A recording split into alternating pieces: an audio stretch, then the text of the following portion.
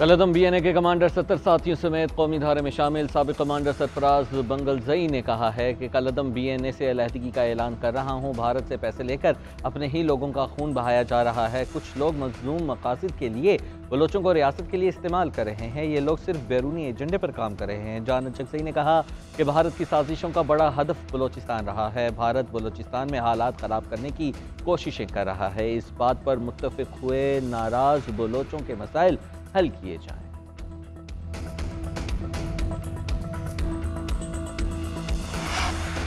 निगरान वज़ीर आज़म अनवारुल हक काकड़ गवर्नर हाउस पेशावर पहुंच गए। गवर्नर खैबर पख्तूनख्वा हाजी गुलाम अली ने निगरान वज़ीर आज़म का इस्तकबाल किया। अनवारुल हक काकड़ सूबे की मौशी और इक़्तिसादी सूरत हाल पर तबादला ख्याल करेंगे। गवर्नर खैबर पख्तूनख्वा सूबे को दरपेश चैलेंजेस से निगरान वज़ीर आज़म को आगाह करेंगे। निगरान वज़ीर आज़म के MUK सालाना कॉन्वोकेशन से भी खिताब करेंगे। निगरान वज़ीर आज़म ज़वाबी का भी दौरा करेंगे।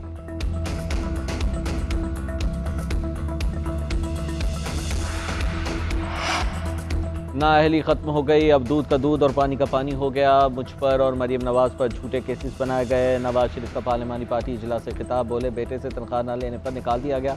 सिर्फ बेटे से तनख्वाह न लेने पर मुझे उम्र भर के लिए नाअहल कर दिया गया। जाली केसेस जो बने अब वो ख़त्म हो गए। अदालत ने कहा इन केसेस का कोई सबूत ही नहीं। नवाज शरीफ की बानी चेयरमैन PTI पर नाम लिए बगैर तनकीद, बोले हमें निकालना था और उसको लाना था। उसे लाने के लिए सादिक और अमीन डिक्लेयर किया गया। उसके बाद मुल्क में महंगाई शुरू हो गई। साबिक़ वज़ीर आज़म नवाज शरीफ के लिए मानसहरा के हल्का NA-15 से कागजात नामजदगी हासिल कर दिए गए। NA-15 से अभी तक 16 अफराद ने कागजात हासिल किए।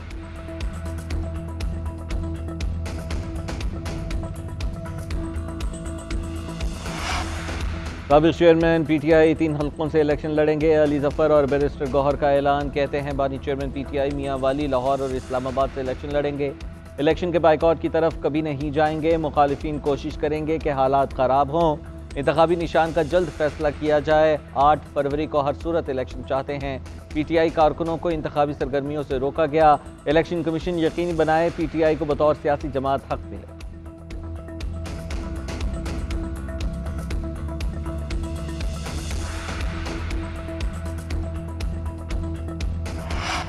इलेक्शन 2024 की गहमा गहमी शुरू। उम्मीदवार मैदान में आ गए। सैकड़ों उम्मीदवारों ने कागजात नामजदगी हासिल करने और जमा करवाने का सिलसिला शुरू कर दिया। वफाकी दारुल हुकूमत के 3 कौमी हल्कों से 82 उम्मीदवारों ने कागजात नामजदगी हासिल कर दिए। शेख रशीद ने पिंडी के हल्का NA-56 के लिए कागजात जमा करवाए। लाहौर से कौमी और सूबाई असम्बली की नशिस्तों पर 100 से ज़ायद उम्मीदवारों ने कागजात हासिल किए। डॉक्टर यास्मीन राशिद, शफकत महमूद समेत PTI के भी कई उम्मीदवार सामने आ गए। मुस्लिम लीग नून ने भी उम्मीदवारों को कागजात नामजदगी जमा कराने की हिदायत जारी की।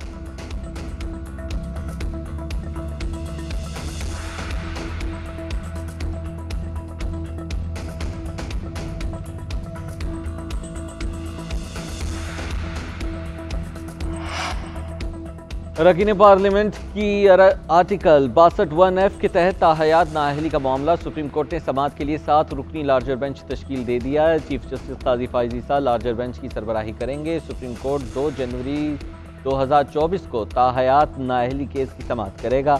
दूसरी तरफ नाअहली केस में सुप्रीम कोर्ट के फैसले और इलेक्शन एक्ट में तजाद के मुतालिक सुप्रीम कोर्ट ऑफ पाकिस्तान ने कौमी अखबारात में इश्तिहार जारी कर दिया। इश्तिहार में तहरीर किया गया है कि इत्तलाए आम इलेक्शन आ रहे हैं, नाअहल लोग जामे जवाब जमा करा दें।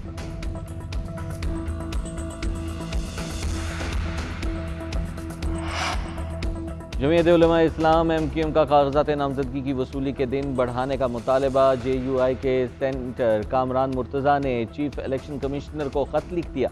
खत में तहरीर किया गया कि सियासी जमातों ने इंतखाबात के लिए कौमी और सूबाई सतह पर उम्मीदवारों को पार्टी टिकट तकसीम करने हैं। कागजात नामजदगी की वसूली के लिए 3 दिन का इजाफा किया जाए। कागजात नामजदगी का वक्त बढ़ाने से सियासी जमातों को बेहतर उम्मीदवारों के चुनाव में आसानी होगी। दूसरी जानिब MQM की जानिब से चीफ इलेक्शन कमिश्नर के नाम खत में कहा गया है कि कागजी कार्रवाई की ज़रूरत होती है। 3 दिन का दौरानिया काफ़ी नहीं। कम दौरानिए के बायस कागजात नामजदगी जमा ना होने से मुनासिब शिरकत की हौसला शिकनी हो सकती है। कागजात नामजदगी जमा कराने की मुद्दत में खातिर खा इजाफा किया जाए। मुल्क से आखिरी दहशतगर्द के खात्मे तक जंग जारी रहेगी। आर्मी चीफ ने कहा है कि पाकिस्तान ने दहशतगर्दी के खिलाफ जंग में बेमिसाल खिदमात और कुर्बानियाँ थी। पाकिस्तान वस्ती एशिया के दीगर ममालिक के साथ मजबूत ताल्लुकात इस्तवार करने के लिए अहम किरदार अदा करना चाहता है। पाकिस्तान ब्लॉक पॉलिटिक्स पर यकीन नहीं रखता और तमाम दोस्त ममालिक के साथ मुतवाज़न ताल्लुकात बरकरार रखने पर यकीन रखता है। पाकिस्तान तवीलुल मुद्दती दो तरफ़ा ताल्लुकात के ज़रिए अमरीका के साथ मजबूत रवाबित को वसी करने का ख्वाह है। आर्मी चीफ का मसला कश्मीर को कश्मीरी आवाम की उमंगों के मुताबिक हल करने की ज़रूरत पर जोर। गजा में भी फौरी जंग बंदी की ज़रूरत पर जोर दिया।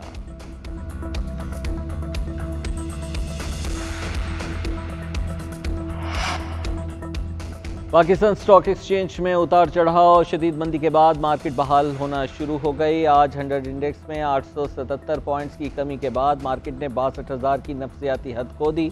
इंटरबैंक में डॉलर 26 पैसे सस्ता 282 रुपये 75 पैसे में ट्रेड जारी।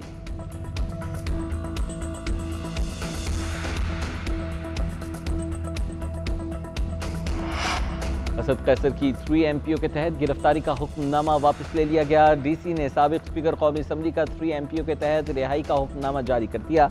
असद कैसर को आज मर्दान जेल से रिहा किया जाए।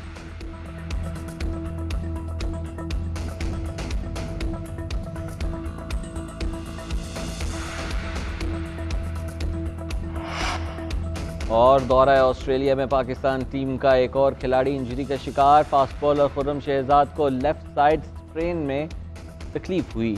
MRI रिपोर्ट के बाद और डॉक्टर्स इंजरी की नौयत का फैसला करेंगे। कौमी टीम आज मेलबर्न में आराम कर रही है, कल प्रैक्टिस करेगी। पाकिस्तानी टीम विक्टोरिया के खिलाफ 22 और 23 दिसंबर को 2 रोज़ा प्रैक्टिस मैच भी खेलेगी।